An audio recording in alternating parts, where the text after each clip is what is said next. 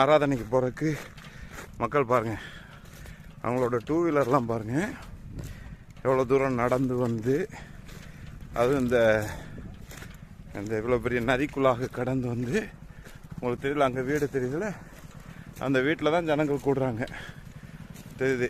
Machinery தலைவர்கள் எப்படி வராங்க பாருங்கள்.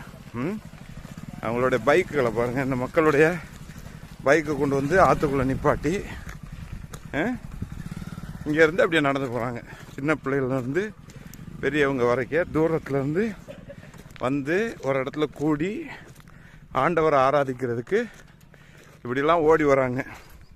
நமக்கு நல்ல வசதி வாய்ப்புகள் இருக்குது, ஆண்டவர் நன்மைகளை தந்திருக்கிறாரு, வாகனங்களை கொடுத்துருக்கிறாரு. ஆனால் நம்ம ஆலய ஆராதனைக்கு வந்து நம்ம என்ன பண்ணுறது கிடையாதுன்னா, தேவனுக்கு முக்கியத்துவம் கொடுத்து ஓடுறது கிடையாது. எங்கே வசதி வாய்ப்புகள் இல்லையோ